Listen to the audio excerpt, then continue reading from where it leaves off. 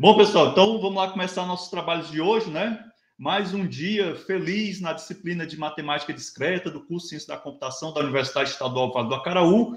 Peço encarecidamente aos meus queridos alunos que estão aí do outro lado da tela que registrem sua presença no chat, tá bom? O assunto de hoje, como eu havia comentado com vocês na semana passada, é conjuntos. Conjuntos é um tema que vocês com certeza viram desde o ensino fundamental até o ensino médio. A teoria de conjuntos é uma teoria extremamente elegante, é uma teoria muito bacana de estudar, e eu diria até que é uma teoria que a gente pode utilizar em vários aspectos da vida da gente, certo? Então, é impressionante como a gente pode aplicar a teoria de conjuntos aos mais diversos campos da nossa vida, aos mais diversos aspectos da nossa vidinha, certo? Entendido? É, a meu ver, um dos campos da matemática mais gostosos de se estudar. Beleza? Bom, vamos aqui ao nosso quiz de hoje. Vamos ver qual foi o resultado de vocês, certo? Eu dei uma olhadinha rápida e vi que foi relativamente bom a pontuação. Beleza? E vamos aqui aos comentários de cada uma das questões. Tranquilo? Bom, primeira questão dizia o seguinte: dizemos que um determinado objeto X pertence ao conjunto A, né?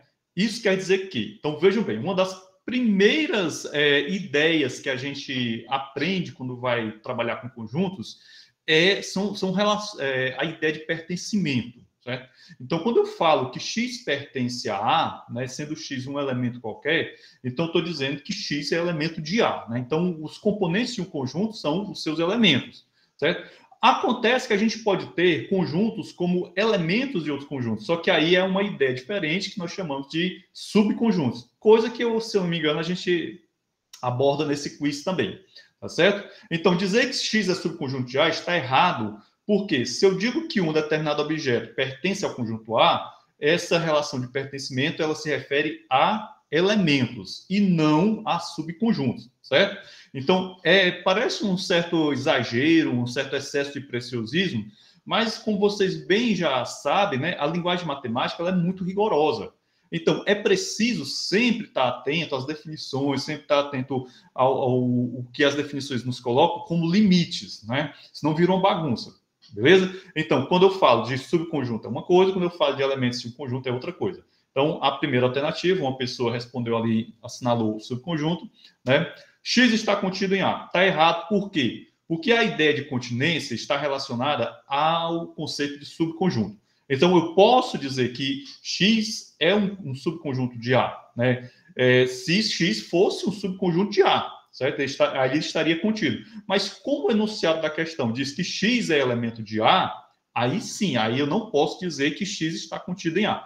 São conceitos muito parecidos, certo? Eu confesso a vocês que no início, né, eu acho que quase todo mundo lá no ensino fundamental ou no ensino médio acaba confundindo mesmo essa questão de pertinência e continência, e essa confusão ela pode realmente se estender até o ensino superior, né? É super natural, beleza? Bom, a maioria acertou, X é elemento de A, tranquilo. Vamos aqui para a nossa segunda questão.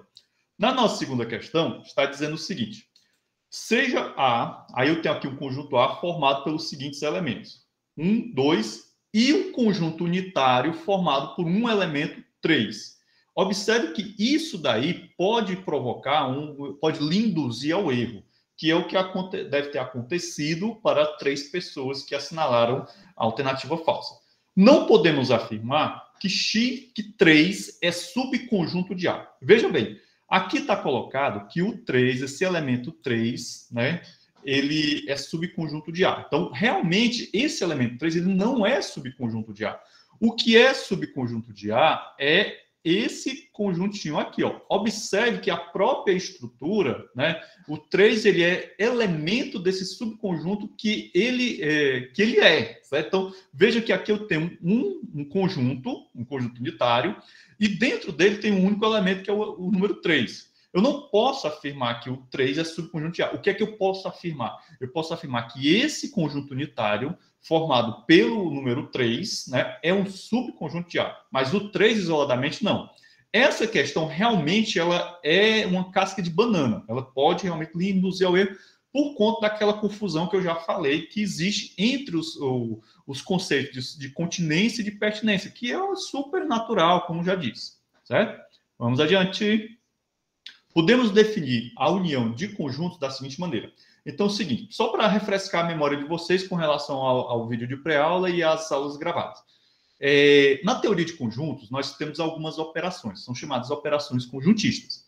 A união é uma dessas operações, certo? Então, a união é uma das operações conjuntistas. E a interessante é o seguinte, toda operação conjuntista, ela tem como resultado um outro conjunto. Então, se eu tenho um conjunto A e um conjunto B, e faço uma operação de união entre esses dois conjuntos, o resultado dessa operação de união será um outro conjunto, certo? Eu não posso, da operação de união ou da operação de interseção, obter algo diferente de um outro conjunto, certo? Entendido? Então, a gente diz que essas operações são fechadas, né, em relação aos conjuntos. É um assunto que a gente já até abordou, se não me engano, no primeiro período, quando a gente falou sobre álgebra booleana, lá no apagar das luzes da disciplina.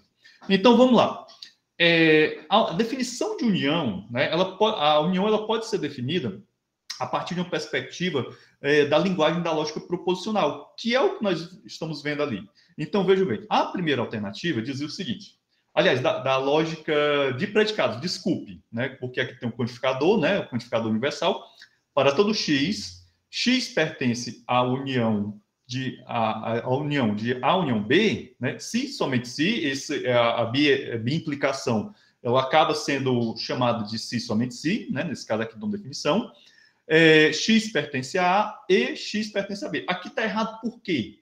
Porque aí eu tenho uma conjunção, certo? E aí foi dito para vocês, lá nos vídeos que vocês devem ter assistido, né, para se preparar para essa aula, que a conjunção, né, que é uma operação da lógica proposicional, ela possui uma relação com a operação conjuntista de interseção, certo? E não com a operação de união. Então, aqui seria a definição para a operação de interseção e não de união.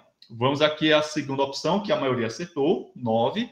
Para todo x, x pertence à união de A união B, se somente se x pertence a A ou x pertence a B. Perfeito. Então, a disjunção lá na lógica proposicional, ela está relacionada com a operação conjuntista de união, certo?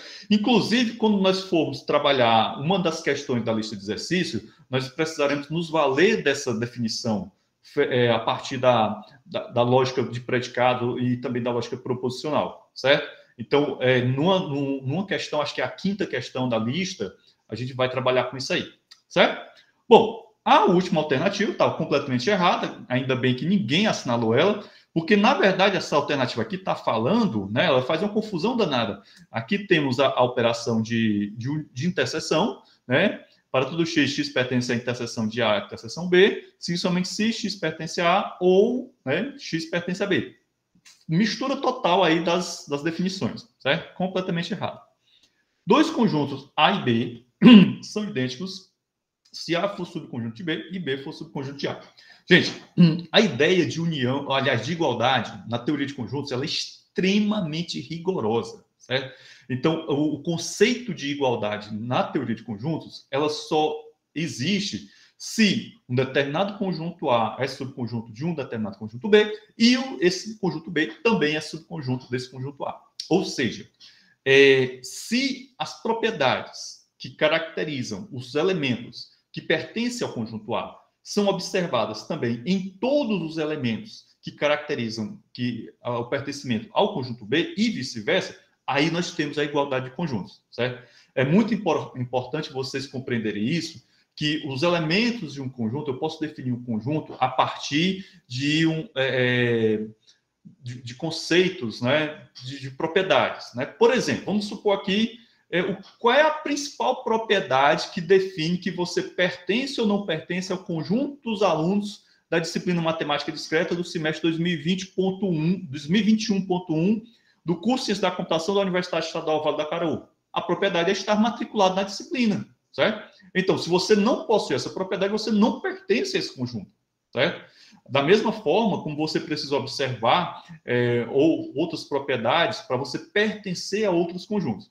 Então, se eu tenho aqui o conjunto das disciplinas das disciplinas do segundo período, né? Certo? E aí cada uma dessas disciplinas seria uma propriedade que, se você observar elas, você tiver essa propriedade, você pertence àquele conjunto, certo? Bom, voltando ao assunto da igualdade de conjuntos, o que é que eu estou querendo dizer com isso? Que para que dois conjuntos sejam iguais, as propriedades do conjunto A e as propriedades do conjunto B têm que ser observadas em ambos, né? Ou seja, A é subconjunto de B e B é subconjunto de A e vice-versa, beleza? Bom, o conceito de igualdade é muito bacana e também é muito utilizado quando você vai fazer uma demonstração que envolve igualdade. E se é uma demonstração que envolve igualdade, é sempre bom lembrar para vocês que é uma via de mão dupla. É só vocês lembrarem da história que a gente viu lá na lógica matemática, da bicondicional, certo? Então, toda vez que uma demonstração envolve igualdade, é via de mão dupla, beleza? Vamos adiante. Sobre o produto cartesiano. O produto cartesiano é outra operação conjuntista. Não é uma operação comutativa, certo? Realmente, ela não é uma operação comutativa. Observem bem, sobre o produto cartesiano é correto afirmar, exceto, esse exceto aqui acaba servindo como uma casca de banana para algumas pessoas. Bom, a resposta é a ordem não importa, então realmente a ordem na operação conjuntista de produto cartesiano, ela importa demais. Por quê? Porque o primeiro elemento de um produto cartesiano, de um par, né, de um produto cartesiano, ele vem de um determinado conjunto que ele pode ser chamado de conjunto de origem, né? E o segundo elemento é o conjunto destino. São assuntos que a gente vai abordar, inclusive, no próximo tópico, que são funções, certo? Bom, não é operação comutativa, ela realmente não é uma operação comutativa. Se ela fosse uma operação comutativa, o que é que nós teríamos? Que a ordem não importava, mas a ordem realmente importa. Então, não posso dizer que a ordem não importa e que ela não é operação comutativa. Eu estaria entrando em contradição. É uma operação reversível. Sim, ela é reversível. Ao contrário da operação de união e da operação de interseção de conjuntos, né? Ela é uma operação reversível. Então, eu posso, a partir do resultado de um produto cartesiano, eu posso extrair os elementos do conjunto A e os elementos do conjunto B que constituem lá os pares ordenados. E aqui nós temos simplesmente uma definição, né? Uma definiçãozinha do que poderia ser, do que é a operação de produto cartesiano. Então, o produto cartesiano é o seguinte: o par AB está o quê? A pertence a A e B pertence a B. Então, aqui eu tenho uma definição do que vem a ser a operação de produto cartesiano. Beleza? Bom, vamos lá adiante. As igualdades da tabela, respectivamente, são que leis? Então, aqui eu tinha uma tabela, né, que envolvia determinadas leis que a gente pega lá inicialmente da linguagem da lógica proposicional, e era a primeira alternativa. Vamos só voltar para lá, para ficar melhor explicado para quem assinalou de forma incorreta, né? Vamos passar. Pronto, aqui eu tenho o seguinte. Então, observem, meus caros coleguinhas, que nessa tabela, o que é que nós temos aqui na primeira e na segunda coluna? Nós temos as operações de união na primeira coluna e as operações de interseção. Exceto na última linha, na quarta linha, que nós temos união e interseção simultaneamente. Foi dito para vocês, né, em algum daqueles vídeos que vocês devem ter assistido, que há uma relação entre os conectivos, entre os operadores verofuncionais da lógica de proposicional e as operações conjuntistas. Então, uma operação conjuntista como a união, ela pode ser associada ao conectivo verofuncional da disjunção. Assim como a operação conjuntista da interseção, ela pode ser associada ao conectivo verofuncional da conjunção. Então, lá na lógica proposicional, a gente viu que se eu tiver uma proposição e fizer a disjunção dela com ela mesma, eu vou obter a própria proposição. Assim como se eu fizer a conjunção de uma proposição com ela, vou observar a própria conjunção. E aqui nós temos as operações de idempotência, né? Aqui a operação associativa, certo? A comutativa na terceira linha e a distributiva na quarta linha. Então, essas leis, né, que a gente viu lá na lógica proposicional são perfeitamente aplicáveis aqui no estudo da teoria de conjuntos, certo? Então, acho que ficou claro aí para vocês esse ponto. Vamos passar adiante. Pronto. Beleza? Aqui o que eu fiz foi mais mudar a ordem das operações, né, para confundir vocês. Bom, entre as operações conjuntistas e a lógica proposicional, há alguns paralelos. A tabela a seguir mostra, respectivamente, que leis.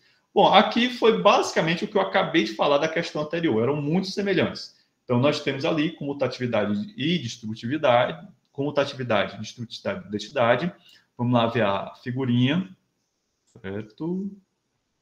Que aí fica mais fácil de vocês compreenderem a parada. Bom, nesse caso aqui, o que é que vocês observam? Nesse caso, nós não temos as operações conjuntistas, temos os conectivos verofuncionais lá da lógica proposicional. Mas como eu acabei de falar para vocês desse relacionamento, né, fica fácil para vocês compreenderem bem. Que aqui nós temos a comutatividade, aqui nós temos a distributividade, né? Aliás, a associatividade, não, distributividade, e aqui a identidade, certo? Então, no caso aqui era a opção 3, a terceira opção, beleza. Vamos voltar para cá.